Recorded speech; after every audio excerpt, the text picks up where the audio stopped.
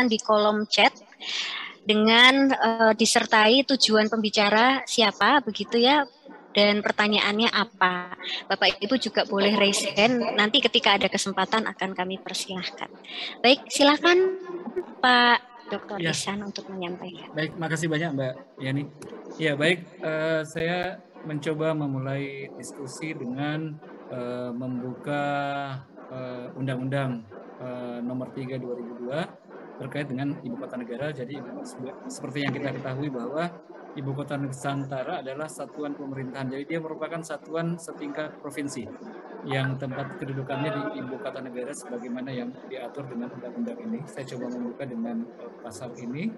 Dan kemudian pada pasal 5 disampaikan bahwa Ibu Kota Negara, Ibu Kota Nusantara berfungsi sebagai Ibu Kota Negara Kesatuan Republik Indonesia yang menjadi tempat penyelenggaraan kegiatan pemerintahan. Berarti di sini ada kegiatan pemerintahan pusat. Kemudian tempat perwakilan negara asing dan kemudian perwakilan organisasi lembaga internasional. Jadi saya mencoba membagi ke dalam tiga fungsi dominan yang nanti menjadi fungsi utama dari keberadaan IKN ini. Dan kemudian di antara masing-masing tiga kegiatan ini, itu kemudian seberapa banyak lembaga-lembaga yang akan mengambil aktivitas yang akan diakomodasi dalam IKN ke depan. Ini saya coba memberi down ke lembaga-lembaga yang ada. Ternyata ini cukup potensial sehingga memang akan menjadi sebuah kekuatan tersendiri atau sebuah identitas sendiri terkait dengan aktivitas apa yang akan terjadi di IKN. Kemudian pada lampiran 2 bab 4 Undang-Undang Nomor 3 2002 terkait dengan di sini disampaikan bahwa populasi IKN ini dicanangkan mencapai kurang lebih 1,7 sampai dengan 1,9 juta jiwa. Saya mencoba masuk ke dalam 1,7, populasi 1,7 dan 1,8 juta jiwa. Populasi ini adalah populasi yang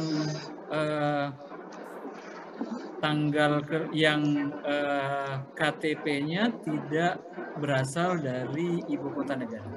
KTP-nya KTP yang banyak yang berasal dari Jakarta dan seterusnya, sehingga memang ini adalah sebuah migrasi kaum cerdas yang nanti akan menjadi populasi di IKN. Jadi populasi ini adalah populasi 1,7 ini adalah populasi cerdas yang mana punya perilaku yang berbeda dengan populasi-populasi di kota-kota lain. Populasi-populasi ini sedemikian spesifiknya sehingga perilaku yang ada punya kebutuhan yang juga berbeda. Karena kemampuan mereka untuk mendapatkan penghasilan yang di atas rata-rata dan kemudian daya beli mereka juga cukup tinggi, sehingga nanti apa yang akan terjadi di IKN ke depan adalah menarik sebuah potensi-potensi yang ada yang kemudian masuk ke dalam IKN. Nah, kemudian inilah yang saya ingin mencoba memberikan penekanan terkait dengan populasi yang ada. Jadi populasi kita adalah yang ke depan itu 1,7 sampai dengan 1,9, bukan 1,8. Lanjut, kemudian dalam konteks keberlanjutan pembangunan disampaikan bahwa ada tiga bidang dalam keberlanjutan pembangunan ini, yaitu adalah kesetaraan sosial, keseimbangan ekonomi, dan keberlanjutan lingkungan.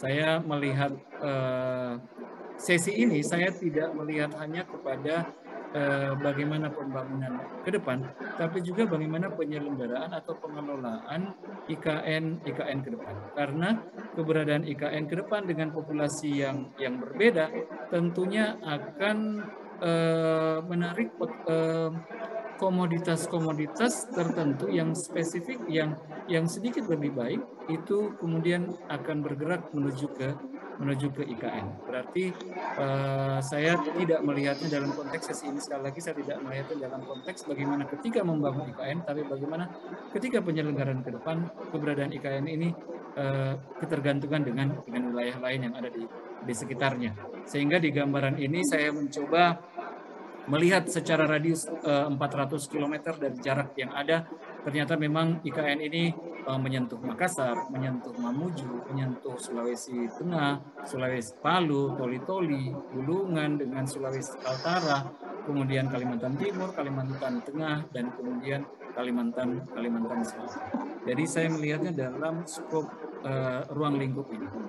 Cara pandang ini kemudian kenapa saya mencoba memperhatikan area ini, itu karena ada kepentingan terkait dengan transportasi kita yang populasi yang besar ini pasti membutuhkan kebutuhan yang continuous, sehingga transportasi yang ada, komoditas maupun bahan bangunan, material bangunan yang ada itu harus continuous mengalir ke IKN, sehingga kita berharap tidak terjadi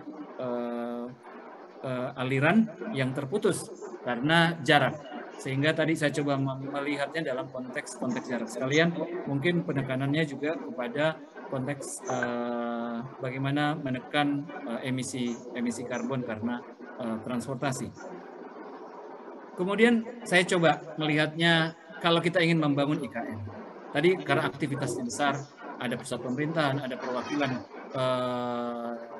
negara asing, kemudian ada perwakilan organisasi internasional dan seterusnya, dan kemudian itu menjadi lokomotifnya, dan kemudian menarik gerbong-gerbong yang lain yang sesuai dengan karakteristik market, karakteristik populasi yang ada, sehingga pasti bangunan-bangunannya juga kemudian didesain dengan dirancang, dibangun, direncanakan dengan sesuatu yang sesuai dengan kepentingan yang lebih besar. Karena tadi juga disampaikan bahwa pembangunan IKN ini akan menjadi sebuah model untuk pembangunan kota-kota lain yang ada di Indonesia. Jadi kita membangun IKN sebenarnya bukan hanya untuk membangun IKN-nya, tapi menjadi sebuah pembelajaran bagaimana membangun atau merapikan kota-kota kita ke depan. Kemudian dari populasi yang ada, di sini saya coba meminjam kebutuhan minimal per jiwa dalam, ya berapa sih luas per meter persegi kalau satu orang, kalau untuk hunian itu diberikan gambaran di standar yang ada 7,2 meter persegi. Nah, dari 7,2 meter persegi, kemudian saya mencoba menghitung kalau satu orang 7,2 meter persegi, berapa kubik kubik beton yang dikonsumsi untuk memberikan ruang, memberikan shelter kepada hunian kepada populasi yang ada per orang. Kemudian saya mendapatkan kurang lebih sampai dengan 3,3 kubik per orang kebutuhan beton. Kemudian kalau populasinya 1,9 juta, berarti kebutuhan beton kita, hanya beton, itu kurang lebih 6,4 juta meter kubik itu hanya untuk hunian. Bagaimana dengan perkantoran dan seterusnya?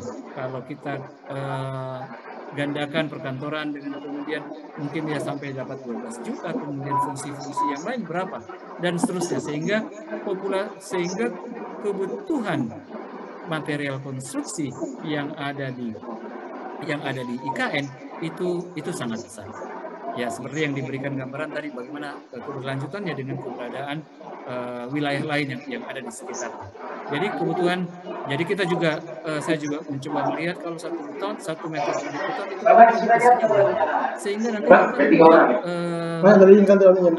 jejaring wilayah itu yang mana akan memberikan suplai terkait dengan material alam, wilayah mana yang memang sudah eksis dengan keberadaan pabrik-pabrik, keberadaan industri bahan bangunan yang berada di wilayah yang saat ini sudah berkembang, sehingga akan terjadi transportasi material alam yang berada di sekitarnya dengan jumlah volume yang sangat besar, karena 4 juta kubik, 6 juta, kurang lebih ada 12 juta mungkin sampai 15 juta kubik beton yang ada, dan kemudian material fabrikasi yang sedikit lebih kecil volumenya tapi dengan nilai yang lebih besar.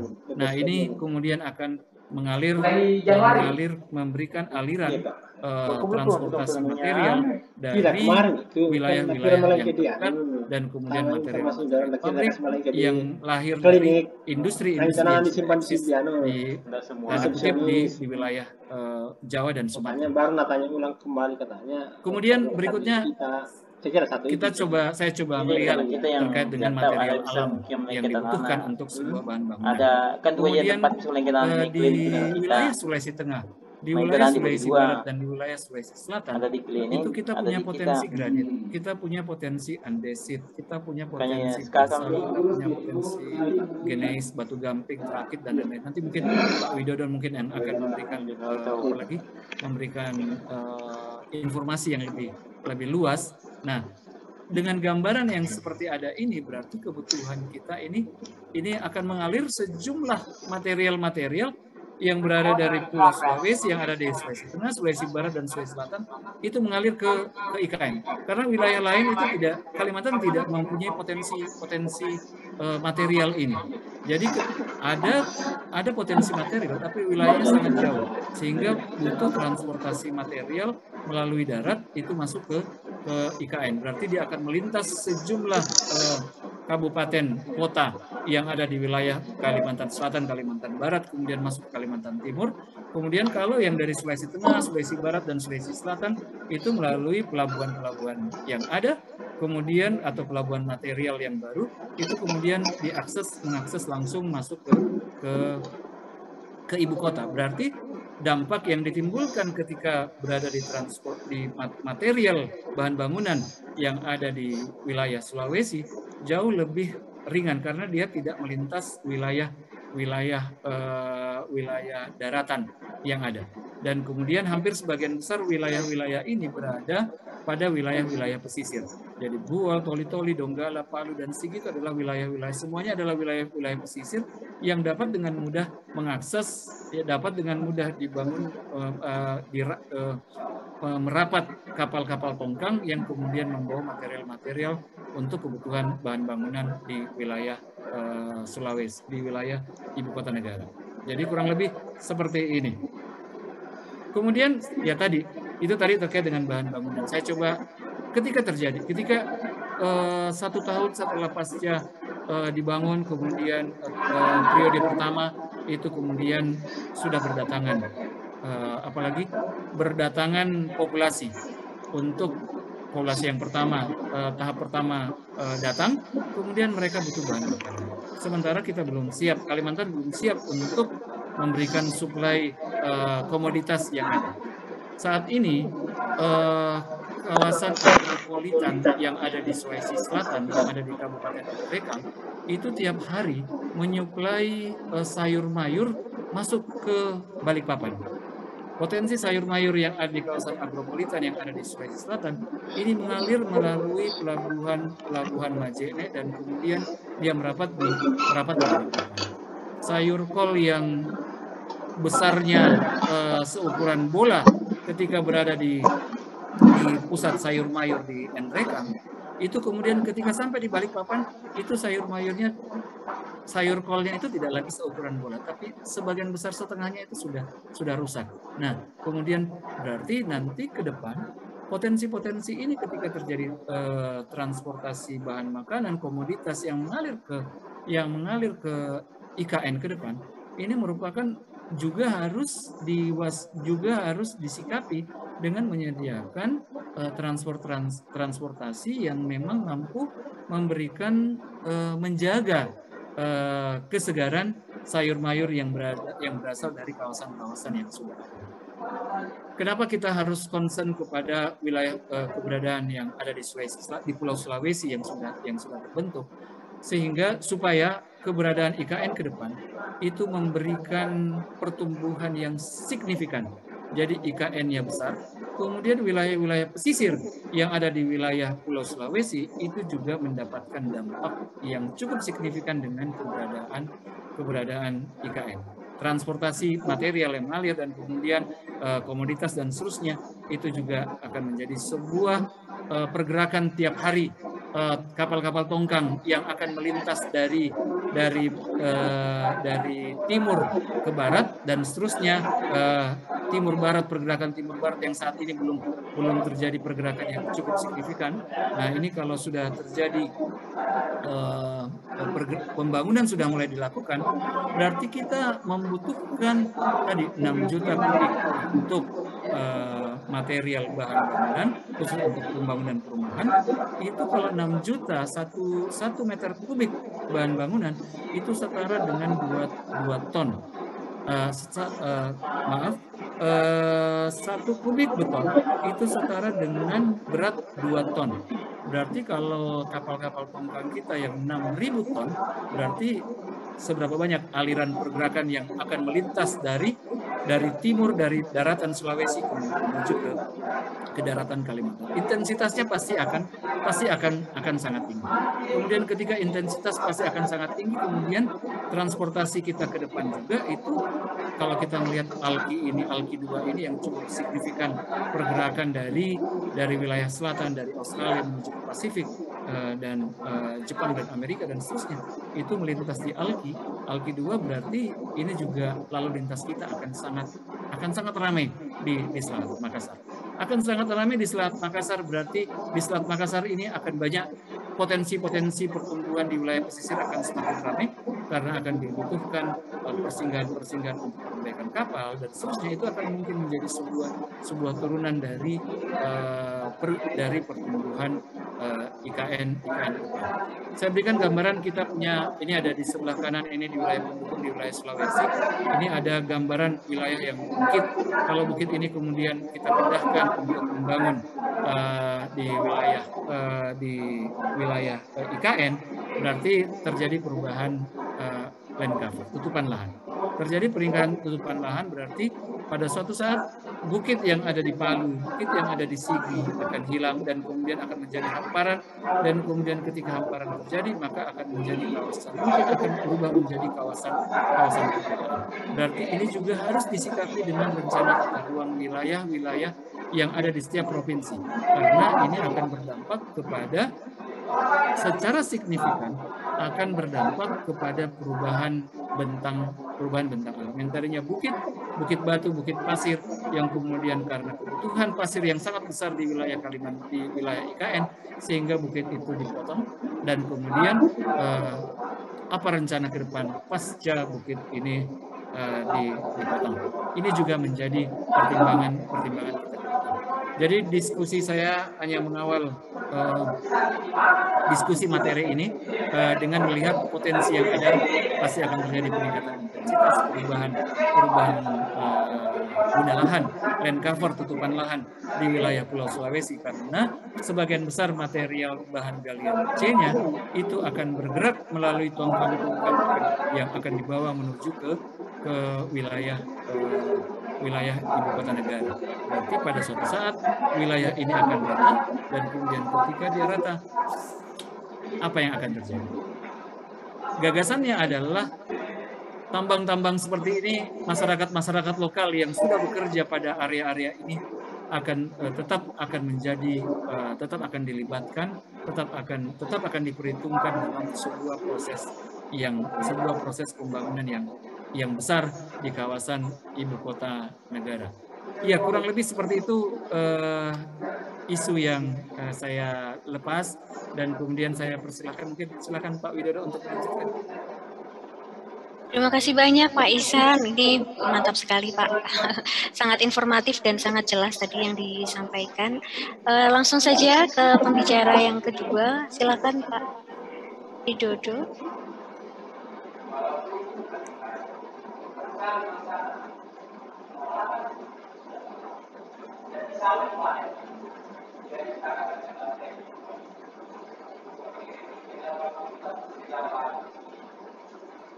Assalamualaikum, selamat siang Mbak Yani, suara saya bisa di-copy Mbak? Waalaikumsalam, copy Pak. Baik, terima kasih. Ya, bismillahirrahmanirrahim, assalamualaikum warahmatullahi wabarakatuh. Selamat sore, salam sejahtera buat kita semuanya. Yang saya hormati Bapak Bambang Susanto sebagai Kepala Badan Otorita Ibu Kota Negara atau yang mewakili, Bapak Profesor Dr. Iwan Rudiarto selaku Ketua Asosiasi Sekolah Perencanaan Indonesia, ya Bapak Dr. Eng Ihsan selaku pemateri, Ibu Tri Mulyani, Dr. Tri Mulyani selaku moderator pada siang hari ini, dan tentu para tim penanggap Badan Otoritas IKN, ASPI, Bapak Dr. Insinyur Wicaksono, Ibu Profesor Wiwi, tadi beliau menyampaikan dipanggil aja Ibu Wiwi, jadi saya juga singkat. Ya, dan selanjutnya Profesor Insinyur Bakti Setiawan. Bapak Ibu audiens yang sempat hadir pada hari ini. Ya, senang sekali hari ini kita bisa bertemu bersama. Ya, tentu selaku pembicara, izinkan saya menyampaikan sekali lagi terima kasih kepada penyelenggara, ya, terkhusus BOIKN dan ASPI. Walaupun ini sebenarnya mohon maaf saya baru 5 hari lalu diberitahu oleh Pak Ilham untuk bisa membantu sharing informasi tentang potensi bahan tambang yang ada di Sulawesi. Ya, Bapak Ibu yang saya hormati, saya langsung saja ke slide berikutnya. Mohon izin Pak, kalau boleh di slideshow kan? Sudah kelihatan? Ya, siap, sudah Pak. Baik, terima kasih. Ya, jadi sesuai dengan apa yang disampaikan oleh panitia, maka isu dan fokus diskusi yang akan saya sampaikan pada sore hari ini, yang pertama adalah potensi mineral bukan logam dan batuan yang terdapat di Sulawesi. Tentunya ini yang sangat diperlukan untuk pembangunan ibu kota negara. Yang kedua, sesuai dengan permintaan juga dari panitia, setidak-tidaknya kami akan membahas sedikit good mine practice, dan selanjutnya ketiga, pertambangan untuk kesejahteraan masyarakat di tambang. Tentu harapannya aktivitas penambangan untuk bahan galian bukan logam dan batuan ini ketika dibawa ke IKN akan memberikan multiplier efek bagi masyarakat yang ada di sekitar lingkar tambang. Dan yang keempat, ada permintaan dari panitia juga, ini request yang sangat berat bagi kami, ya. Diharapkan terciptanya tambang ramah lingkungan dengan jejak emisi karbon yang rendah.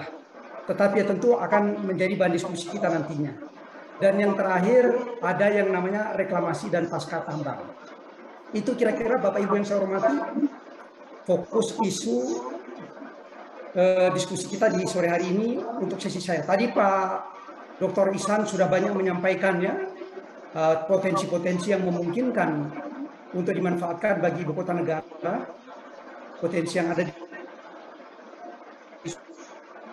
Sulawesi. Ya, sekarang saya akan fokus kepada potensi dari sisi pertambangan.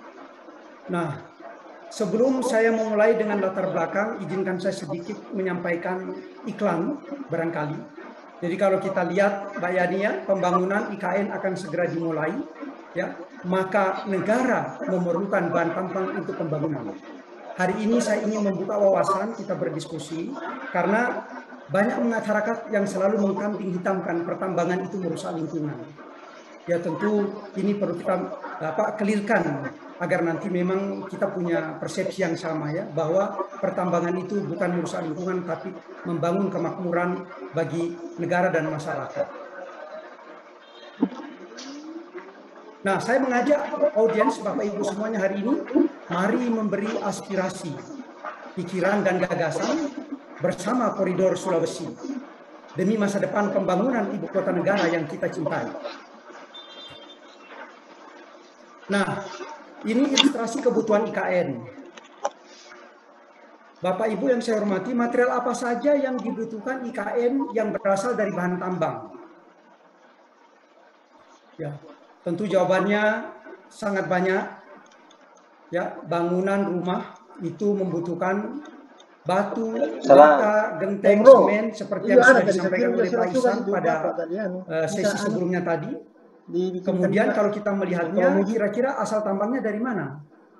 Ya, walaupun tadi sudah disampaikan juga, di sini ada batuan andesit, ada lempung, ada batu gamping, pasir bersih, kuarsa, dan lain-lain. Nah, selain bangunan, kira-kira untuk apa lagi? Ternyata bahan tambang juga itu punya andil punya peran yang sangat penting bagi kebutuhan rumah tangga. Kalau kita lihat di sini ada gelas, cangkir, piring, kaca, semua berasal dari bahan tambang yang kita kenal dengan pasir kuarsa. Ya. Dan bahkan kontribusi tambang ini akan bisa menghasilkan cangkir yang mungkin bisa menjadi masa depan yang menjanjikan di IKN nanti ya, untuk membangun bisnis perkopian yang lagi ngetren pada saat ini. Nah, selain itu, alat dapur juga bisa menjadi masa depan bahan tambang bagi IKN di masa yang akan datang. Ya tentu kita akan bertanya-tanya, alat dapur ini dari mana? Ya jawabannya dari bahan tambang, kira-kira begitu Mbak Yani. Aluminium, seng, tembaga, besi, nikel, dan lain-lain. Jadi saya berharap mulai hari ini kita bersepakat. Tambang itu tidak merusak lingkungan, tapi tambang membangun kesejahteraan dan memenuhi kebutuhan manusia di muka bumi. Tolong lapor ke markas untuk lapor situasi di tempat, kembali pada 2461 markas untuk lapor situasi di tempat ganti 2461 tolong lapor ke markas untuk lapor situasi di tempat. Nah, di sini juga kita akan melihat kebutuhan manusia yang harus dipenuhi oleh barang-barang tambang.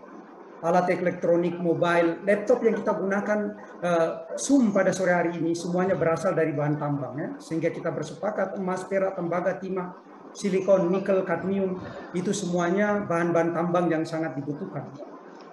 Terutama nantinya pada pembangunan IKN.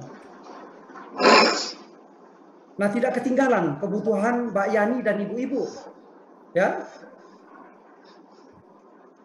Mbak Yani bisa bayangkan ya, bagaimana kalau suplai kaolin, talk, sulfur, gypsum, sodium karbonat ini terputus? Ya, tentu bedak, sabun, lipstik itu tidak akan ada. Kalau tidak akan ada, maka suramlah masa depan ibu-ibu di sini ya. Tapi alhamdulillah karena ada bahan tambang, ibu yang di depan, bapak-bapak, ibu-ibu semuanya ini dapat senyum dengan manis, dengan cantik. Ya, lagi-lagi dari bahan tambang. Nah, Bapak Ibu, kita harus bersepakat. Bahan tambang itu identik dengan peradaban modern. Tanpa barang tambang, timbul tanda tanya besar. Masa depan IKN akan menjadi pertanyaan besar. Oleh karena itu, saya undang Bapak Ibu semuanya pada hari ini, mari kita lahirkan ide, pikiran, dan gagasan bersama ya, dengan host yang mengundang kita berdiskusi pada sore hari ini, yaitu Badan Otorita, IKN, dan ASPI. Sekali lagi terima kasih telah mengundang kami sebagai narasumber pada kegiatan ini. Baik, Bapak Ibu yang saya hormati, kita langsung masuk kepada esensi pokok permasalahan yang akan kita diskusikan pada sore hari ini.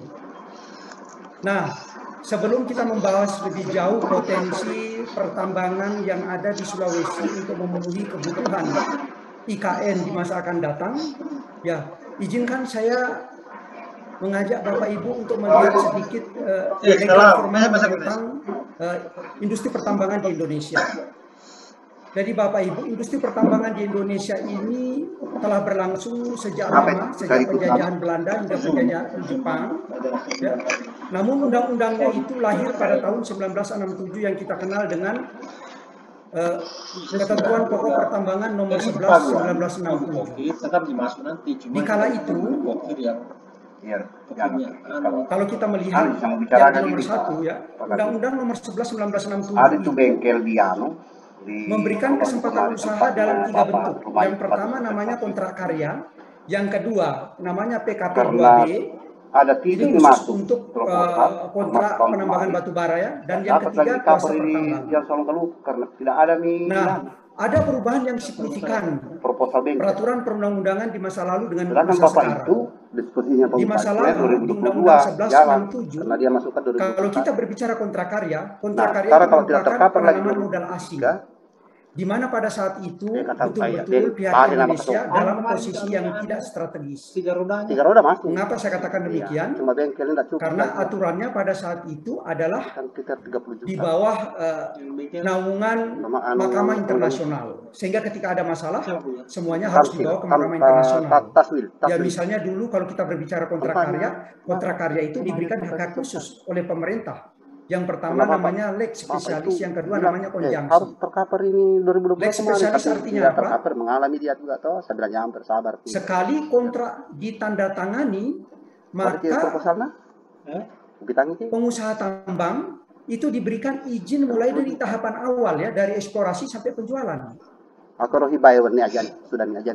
Sementara kenangnya 150 juta yang pada saat kondisi sekarang sudah tidak demikian. Sehingga memang di masa lalu kita banyak memperoleh kerugian dibandingkan dengan kondisi sekarang. Kalau sekarang tanda tangan itu harus patuh kepada hukum NKRI kalau bisa dan segala keputusan ada di tangan pemerintah. Dan yang baru, 3 yang lama. Sedangkan disposisi sifat yang kedua tadi yang disebut conjunction untuk penanaman modal asing pada masa lalu, ya, ketika kontrak ditandatangani maka negara tidak bisa mengganggu gugat kontrak yang telah ditandatangani tersebut, walaupun negara dalam keadaan perang, negara dalam keadaan darurat, bahkan negara dalam keadaan suksesi dan seterusnya. Ya, jadi satu periode kontrak karya setelah ditandatangani maka itu akan berlaku hingga masa berakhir. Jadi sulit pemerintah untuk bisa melakukan evaluasi dan koreksi-koreksi. Tetapi di saat sekarang, alhamdulillah dengan hadirnya Undang-Undang Minerba Nomor 4 Tahun 2009, kemudian dilakukan perubahan pada Undang-Undang Minerba Nomor 3 Tahun 2020, ya, sistem atau mekanisme pelaksanaan kontrak sudah berubah sehingga ini lebih menguntungkan pihak Indonesia. Kalau zaman dulu masyarakat selalu mengatakan tambang menjual tanah air, tidak bisa kita pungkiri. Itu betul apa adanya. Tapi di kondisi sekarang sudah tidak lagi. Ya, kemajuan dan perbaikan dilakukan dari waktu ke waktu. Itu kira-kira sedikit pendahuluan terkait dengan historis industri tambang.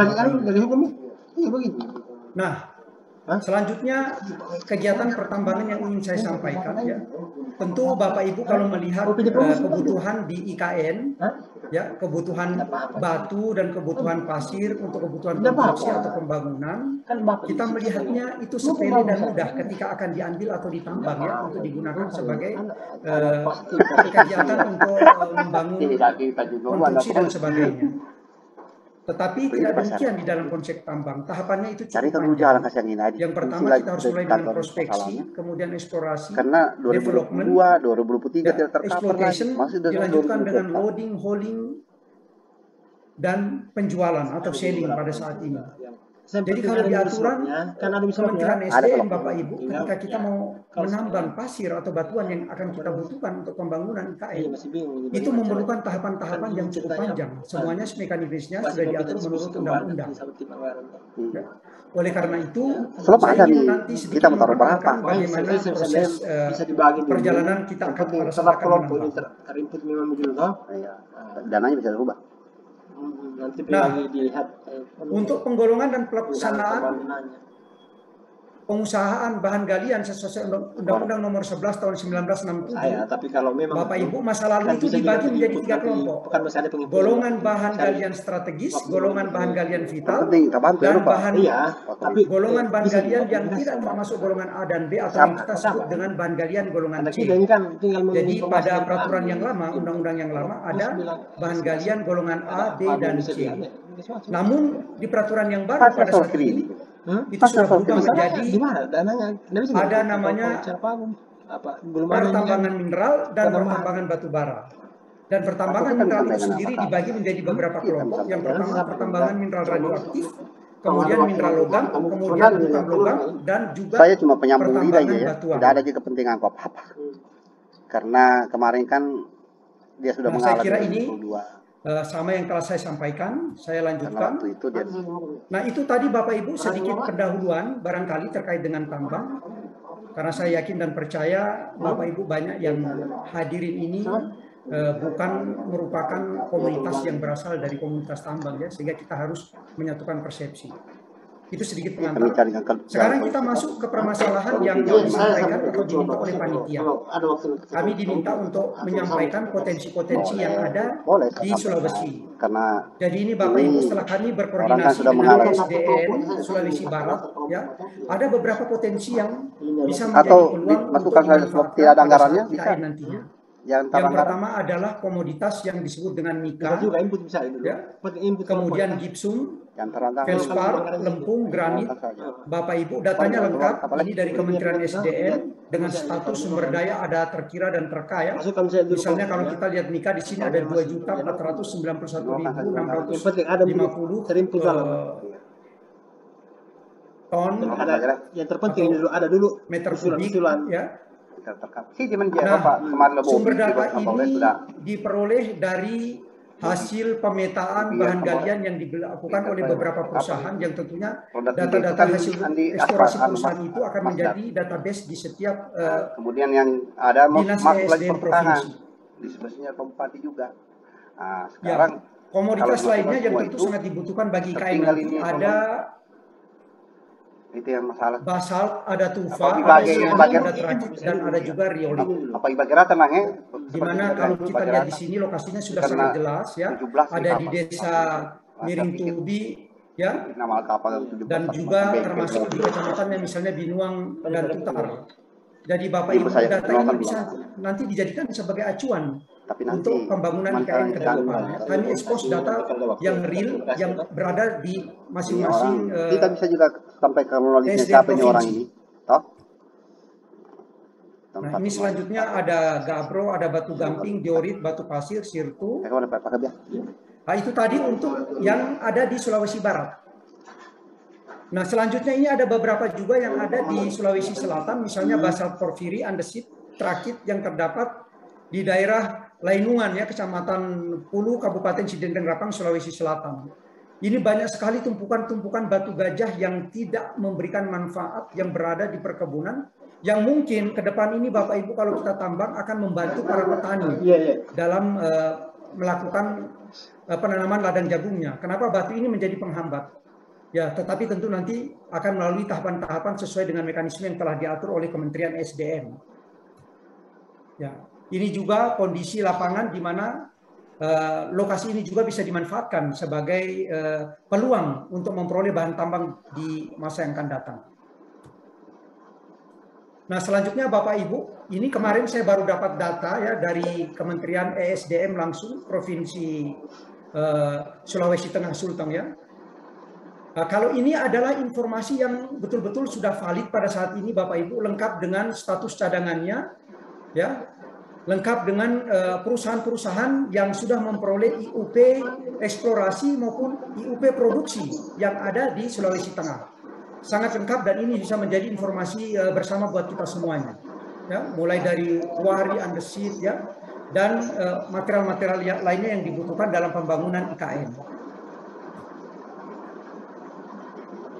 Nah, ini juga data yang kami peroleh dari ESDM Provinsi Sulteng, di mana apa yang saya tampilkan ini sudah siap untuk dikerjasamakan atau diekspor ya ke Kalimantan ketika nanti ibu kota negara segera memulai melaksanakan aktivitas atau kegiatan.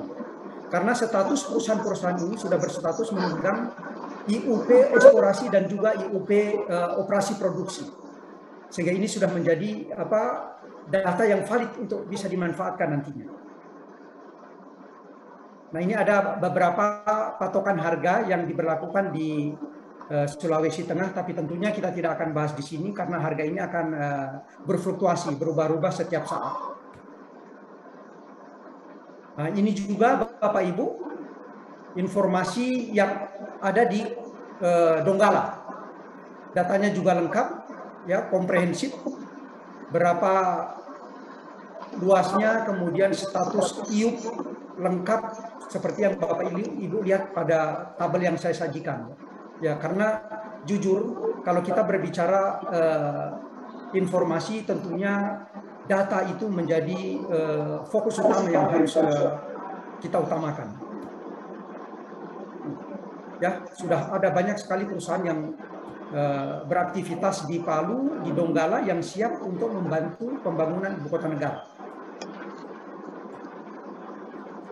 Sangat banyak datanya, maaf Bapak Ibu, saya tidak dapat jelaskan satu persatu karena waktu kita dibatasi oleh Mbak Yani ya. Tapi setidak-tidaknya ini bisa menjadi konsumsi kita bersama nantinya datanya. Insya Allah akan kita share datanya ya buat seluruh peserta Mbak Yani. Ya, cukup banyak. Oke, itu tadi potensi dan data informasi potensi material tambang yang bisa digunakan untuk IKN. Nah, selanjutnya Bapak Ibu yang saya hormati, kita membahas sedikit good mining practice. Kenapa kita harus membahas good mining practice? Karena multiplier effect yang dihasilkan oleh kegiatan penambangan material yang dibutuhkan oleh IKN di Sulawesi itu nanti akan berdampak yang cukup signifikan. Oleh karena itu pada tahapan perencanaan, tahapan awal, memang kita sudah harus betul-betul menggunakan prinsip good mining practice. Ya, apa itu good mining practice?